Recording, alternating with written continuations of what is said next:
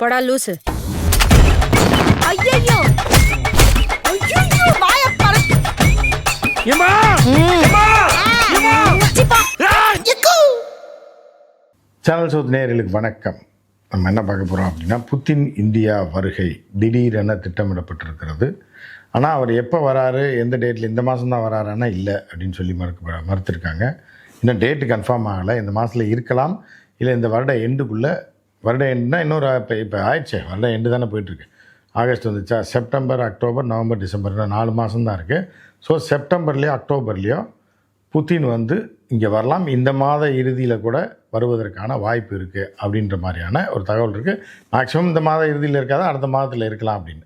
So அந்த புத்தின் visit அப்படின்றது என்னடா திடீர்னு, அதாவது ட்ரம்ப்புக்கு என்னென்ன எக்ஸ் தளத்தில் வரவேற்பெல்லாம் போட்டாரோ, என்ன மாதிரியான தகவல்களை எல்லாம் மோடி பதிவு செஞ்சாரோ, அதை அப்படியே புத்தினுக்கு பதிவு செஞ்சு இன்றைக்கி போட்டிருக்காரு. புத்தின் என்னுடைய நீண்டகால நண்பர் அப்படின்னு. இதே வாய் தான் என்ன சொல்லுச்சு, ட்ரம்ப் என்னுடைய நண்பர் அப்படின்னு சொல்லிச்சு.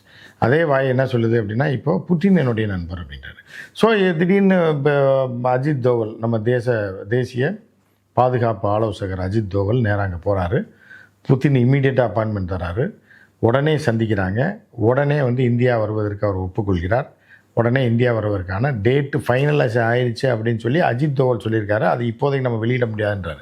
ஒரு டேட்டு ஃபிக்ஸ் பண்ணி வச்சுருக்கோம், ஒரு டைம் நம்ம ஃபிக்ஸ் பண்ணி வச்சுருக்கோம், அது விரைவில் அறிவிக்கப்படும் அப்படின்றது தான் அஜித் தோவல் சொல்லியிருக்காரு.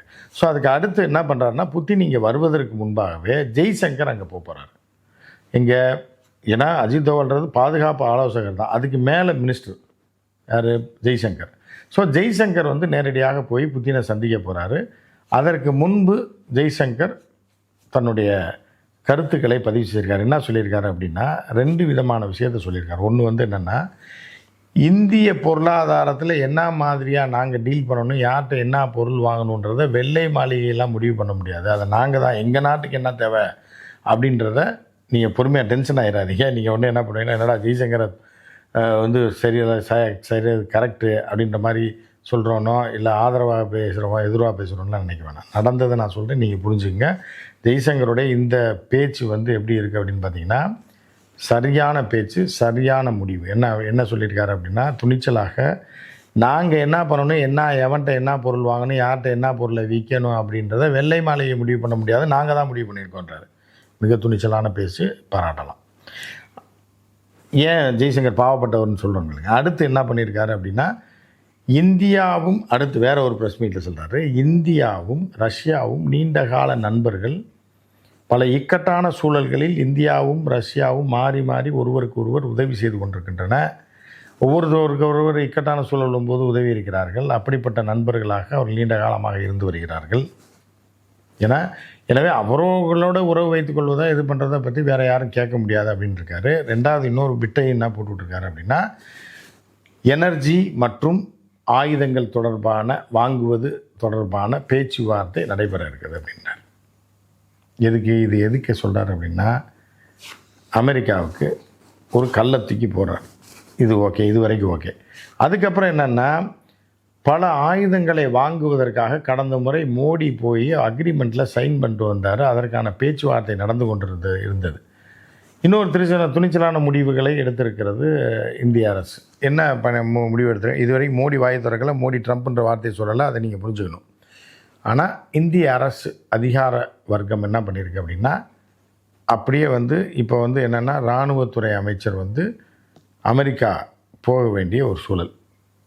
சரியா, இப்போ விரைவில் இந்த மாதம் எண்டில் போகணும், அந்த இதை கேன்சல் பண்ணுறாங்க.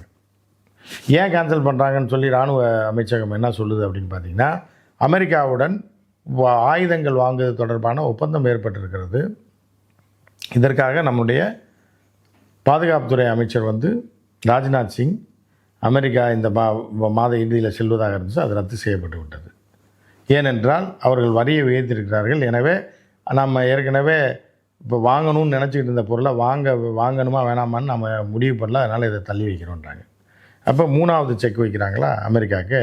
இப்போ அமெரிக்கா வந்து அமைதியாக இருக்குது அப்படின்னு பார்த்தா, நேற்று நைட்டு ட்ரம்ப் என்ன சொல்லியிருக்காரு அப்படின்னு பார்த்தீங்க அப்படின்னா, இப்போ வந்து 25-50 ஆயிருக்கு.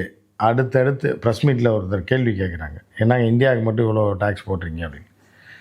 25-50 இருக்குது. அடுத்து என்னென்ன நடக்குது, என்னென்ன ஆட்டத்தை என்னன்றதை நீங்கள் பார்ப்பீங்க. இன்னும் பல விஷயங்கள் நடக்க காத்திருக்கு அப்படின்றாங்க. சரியா? யார்? ட்ரம்ப்பு. சரி, இது எல்லாமே நம்ம நாட்டோடைய பாசிட்டிவ், நம்ம ஜெய்சங்கருடைய பாசிட்டிவ் மூவு, வீரமான மூவு, அமெரிக்காவுக்கு எதிரான மூவு. அமெரிக்கா வந்து என்ன பண்ணால் அமெரிக்கன் எக்ஸ்போர்ட்ஸ் என்ன சொல்கிறாங்க, நேற்று நைட்டு நடந்த நம்ம டிவிலலாம் டிபேட் நடக்கும்ல, அந்த மாதிரி சிஎன்என்லேயே நடந்த டிபேட்டில் அங்கே உள்ள எக்ஸ்பர்ட்ஸ் என்ன சொல்கிறாங்க அப்படின்னா, அமெரிக்கா 2 விஷயத்தை செய்ய நினைக்கிறது. ஒன்று என்ன அப்படின்னு பார்த்தீங்க அப்படின்னா, குறைந்த செலவில் உருவாக்கப்படும் ஒரு பொருள் வந்து இப்போ ஒரு ஃபோன் இருக்குன்னு வைங்களேன், அதே ஃபோனை அமெரிக்காவில் உற்பத்தி பண்ணால் 1 லட்சம் வருது, இந்தியாவில் உற்பத்தி பண்ணால் 60,000த்துக்கே பண்ணிடலாம், சைனாவில் உற்பத்தி பண்ணால் 40,000த்துக்கு பண்ணிடலாம். இப்படி வந்து குறைந்த செலவில் ஒரு பொருளை உற்பத்தி செய்ய முடியும் நம்மளை விட அப்படின்ற நாடுகளை பூராமே தடை செய்து வளர விடாமல் தடுப்பது தான் ட்ரம்ப்புடைய பிரதான எண்ணம். அவர் ஆள் மனசில் இருக்கிறது இதுதான். குறைந்த விலைக்கு நம்மளை விட அருமையாக பொருளை செஞ்சு கொடுக்குற நாடுகள் இருக்குல்ல, சைனா, இந்தியா போன்ற நாடுகளை ஒழிச்சு கட்டிடணும், இவர்களை தொழிலே பண்ண விடக்கூடாதுன்னு ஒன்று.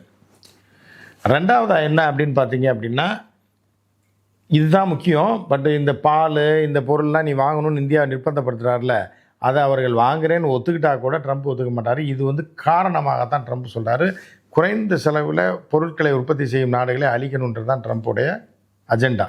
அதில் பிரதானமாக இருக்கிறது இந்தியாவும் இந்தியாவும் சைனாவும். ஸோ இப்போ இன்னொரு இதுவும் என்ன, இப்போ ட்ரம்ப்போட மூளைக்குள்ளே இருக்கிறது, அமெரிக்காவோட மூலையில் இருக்கிறதா அவங்க அமெரிக்கன் எக்ஸ்பர்ட்ஸ் என்ன சொல்கிறாங்க அப்படின்னா, இந்தியாவை வைத்து சீனாவோடு மோத விட்டு சீனாவுக்கும் இந்தியாவுக்கும் சண்டை இழுத்து விட்டு அவர்கள் 2 பேரும் அழிஞ்சு போகணும். அப்படி சண்டை போட்டாங்கன்னா சீனாவோட வளர்ச்சி பெருமளவு கட்டுப்படும், இந்தியாவும் நாசமாக போகும் அப்படின்றது தான் ட்ரம்ப் விரும்புகிறாப்புல. இவர்கள் 2 பேருக்கு சண்டை இழுத்து விடணுன்னு. அதற்கு இந்தியா தயாராக இல்லை என்பது தற்போது ட்ரம்ப்புக்கு புரிய ஆரம்பித்திருக்கிறதா என்னன்னு தெரியல. நிச்சயமாக இந்தியா இதற்கு ஒப்புக்கொள்ளாது, சீனாவோட மோத தயாராகாது அப்படின்றத தான் நாங்கள் சொல்லிக்கிட்டே இருக்கோம். அதுதான் இப்போ நடந்திருக்கு. ஜெய்சங்கர் போய் சீன அதிபரை சந்திச்சுட்டு வந்திருக்காரு. அடுத்து மோடி போகிறார். அப்படிங்கும்போது அப்போ ட்ரம்ப்புடைய கனவுல மண்ணெல்லி போட்டாங்க இந்தியா. ட்ரம்ப் நினைக்கிறதோ அமெரிக்கா நினைக்கிறதோ இந்தியா செய்யாது அப்படின்றத அந்த எக்ஸ்பர்ட் சொல்கிறாங்க. நேற்று டிபேட்டில், யூஎஸில் நடந்த ஒரு டிபேட்டில் சொல்கிறாங்க. ஸோ இப்படி வந்து சர்வதேச அளவில் பல்வேறு குளறுபடிகள் நடந்துக்கிட்டு இருக்கும்போது ஜெய்சங்கர் இன்னொரு வார்த்தையை சொல்கிறார். என்ன சொல்கிறாருன்னா, வேர்ல்டு ஆர்டரில் யார் தலைமை ஏற்கிறது அப்படின்றதே இப்போ மாறக்கூடிய சூழலுக்கு வந்திருக்குன்னு ஒரு பெரிய பிட்டை போட்டிருக்காரு. அப்போ அமெரிக்கா தலைமை இல்லையா? இப்போ இவ்வளோ நாள் 100 ஆண்டுகளுக்கு மேலாக அமெரிக்கா, கிட்டத்தட்ட 50-60 ஆண்டுகளாக அமெரிக்கா தானே தலைமை ஏற்றுக்கிட்டு இருந்தது 2ஆம் போருக்கு பிறகு. அப்போ நீங்கள் அமெரிக்காவுக்கு ஆப்பு வைக்கிறீங்களான்ற மாதிரியான ஒரு வார்த்தை, வைக்கிறோன்ற மாதிரியான ஒரு வார்த்தையை ஜெய்சங்கர் பயன்படுத்தியிருக்காரு.